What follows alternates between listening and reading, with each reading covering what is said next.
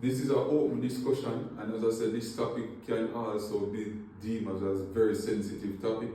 My content aren't intended to offend anyone, so please don't be offended or feel offended by my content.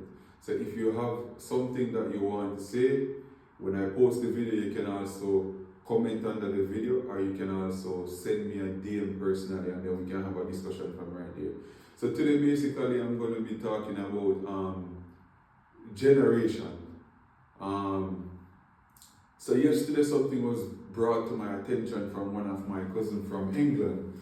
So basically he's about 54, 55 years old, and he has been traveling for 40 years, more than 40 years. So yesterday we went on the road to get some stuff in the town, and the first thing he said when he came out was, he has been traveling for more than 40 years, and it's the same thing where the Chinese people own the building, and in front of the building you have like market vendors in front of the building. So if you ever notice, whenever you go in like the towns, like let's say you go downtown for example, you realize it's like a blueprint. So you have all the Chinese people owning all the building, whether they lease it, own it, rent it or whatever. You have limited black people that own those buildings or lease or rent those buildings. And then you have in the front, like a maze, the black people hustling and bustling. As I said, nothing is wrong with working. We don't want people misunderstand the content, but we just kind of show you like it's a generational thing that keeps coming down from generation to generation to generation. And I'm asking the question, when we are going to stop them things? When we are going to take the people them off of the street? And when we are going to give the people them building? When we are going to teach the people them say, yo, we don't have to have a stall. We can't have a building. When we are going to teach the people them say, yo, we can't lease a building. When the government and everybody are going to come together and clean up the people them from off of the street and don't make them feel like it's okay. I know some people are going to come at me for this content and say, yo, this is how we go to school. Yeah, me understand. But guess what? We can do better. We can do better. And as I said, it's something, yo, listen. As something where me grew up and see, you know, and as something where him grew up and see. I mean, if me ask his father, something where his father grew up and see, and his father grew up and see. And I'm asking the question again, where and when and how we are going to stop it. So that's the first topic we basically want to, that's the first take then. So the second take is we keep making bad decisions. And when I say we, I'm talking about my father, or foreparents.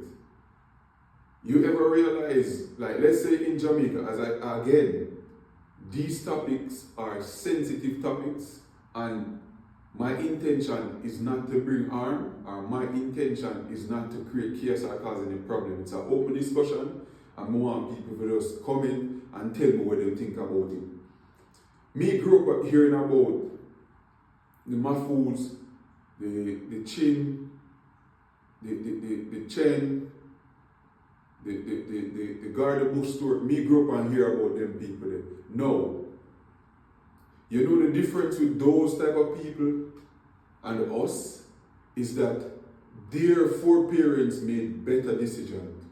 They made better forward thinking and futuristic decisions. Alright, let's say for example, a black man.